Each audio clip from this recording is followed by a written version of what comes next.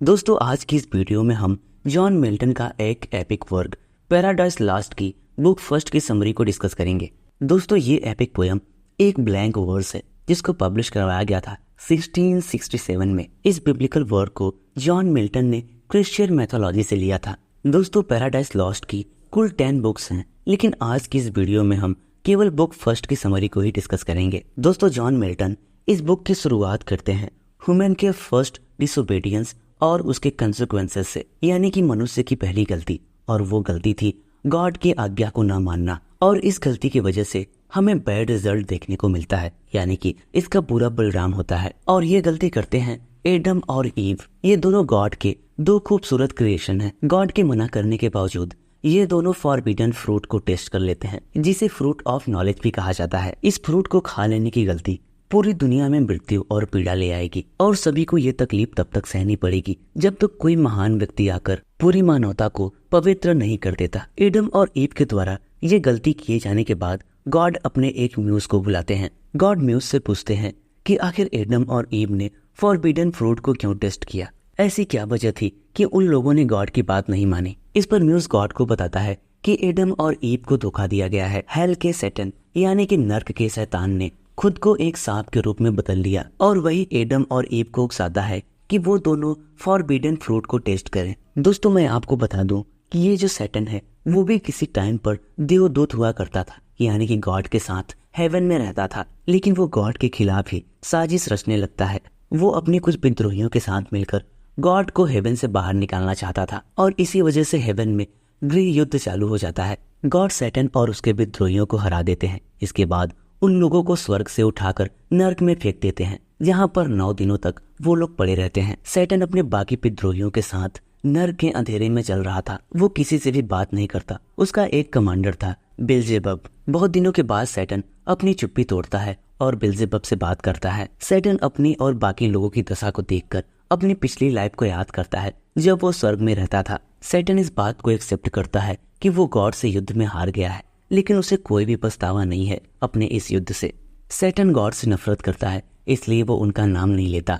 हारने के बाद सैटन कहता है कि वो जब तक जीवित है उसके स्वर्ग की इच्छा शक्ति को गॉड कभी नहीं मार सकते, और वो इस बात की कसम खाता है कि गॉड से उसका ये युद्ध हमेशा जारी रहेगा। बेल्जेबब सैटन से कहता है कि गॉड ने हमें इसलिए जीवित छोड़ दिया और नर्क की आग में झोंक दिया ताकि हम इस आग में हमेशा जलते रहें और हमेशा हमें कष्ट होता रहे।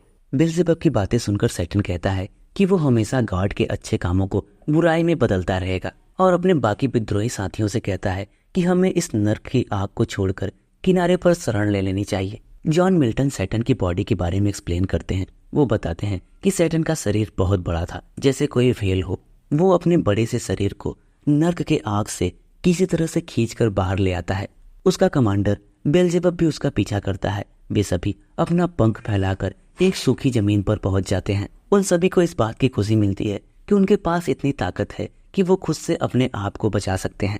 उन्हें किसी डिवाइन पावर की जरूरत नहीं है। हेल में पहुंचने के बाद सैटन हेल की तुलना हेवन से करता है, और उसको ये बात महसूस होती है कि उसकी हेवन की लाइफ काफी ज्यादा कंफर्टेबल थी। लेकिन सैटन अगले ही पल अपने मन को मना लेता है। वो कहता है कि हम जैसा सोचेंगे हमें वैसा महसूस होगा। अगर हम नर्क के बारे में अच्छा सोचेंगे तो नर्क ही हमें स्वर्ग लगेगा, और वैसे भी स्वर्ग यानी कि हेवन में रहते हुए मैं बिल्कुल भी संतुष्ट नहीं था। और वो इस बात की भी घोषणा करता है कि स्वर्ग में सेवा करने से अच्छा है नर्क में शासन करना। सैटन का कमांडर बेल्जेबब सैटन से कहता है कि अब तुम्हें अपनी सेना इकट्ठी करनी चाहिए। सैटन अपना भयानक कवच पहनता है और अपनी सेना को बुलाता है फिर से युद्ध शुरू करने के लिए। वे सभी विद्रोही स्वर्गदूत सैटन की बात मान लेते हैं। इतने भयानक दर्द और शर्म के बावजूद वे सभी नर्क की आग से खुद को बाहर निकालते हैं। हमारे पोएट जॉन मिल्टन कहते हैं कि सैटन का साथ देने वाले सभी स्वर्गदूतों का नाम स्वर्ग से मिटा दिया गया है, और मनुष्यों के द्वारा उनको नए नाम दिए गए हैं। कुछ को तो झूठे देवताओं की तरह पूजा भी जाएगा। इन प्रमुख शैतानों में मोलोक भी शामिल है। ये मोलोक बाद में बच्चों की बलि की मांग करने वाला देवता बन जाएगा।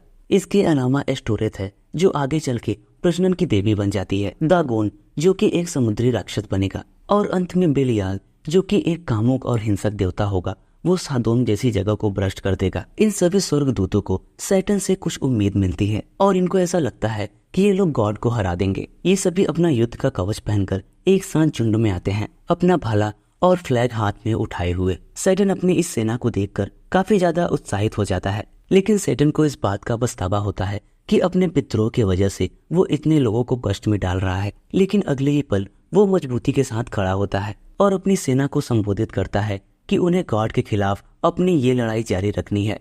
सैटर्न अपनी सेना से आखिरी सवाल पूछता है कि क्या हमें खुले में युद्ध करना चाहिए या कोई धोखेबाजों वाली रणनीति अपनानी चाहिए। सैटर्न उन सभी से ये भी कहता है कि गॉड एक नई दुनिया बना रहे हैं और हम यहाँ से चलकर वहां पर अपना एक नया घर बसाएंगे। सैटर्न की बातें सुनकर सभी विद्रोही स्वर्गदूत अपनी तलवारें खींचते हैं और हेवन के खिलाफ अपनी आवाज उठाते हैं।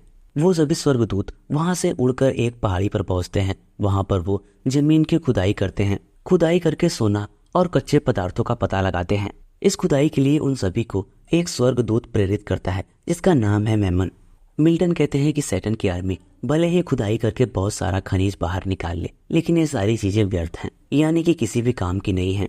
सैटर्न और उसकी आर्मी के लोग अपनी डिवाइन पावर से एक बहुत बड़े मंदिर का निर्माण करते हैं। ये मंदिर इजिप्ट के पिरामिड या फिर मनुष्य के द्वारा बनाए गए किसी भी मंदिर से बहुत बड़ा था। इस मंदिर का आर्किटेक्ट मलसिवर नाम का एक शैतान है। सभी शैतान इस मंदिर को पैंडेमोनियम कहते हैं। सभी राक्षस अपना रूप बदल सकते थे, इसलिए ये लोग सिकुड़कर बौने बन जाते हैं और लाखों की संख्या में ये सभी शैतान उस मंदिर में घुसकर गोल्डन कलर के आसन यानी कि चेयर्स पर बैठ जाते हैं और अपनी बहस शुरू करते हैं। और दोस्तों यहाँ पर पैराडाइज लॉस्ट की बुक फर्स्ट एंड हो जाती है।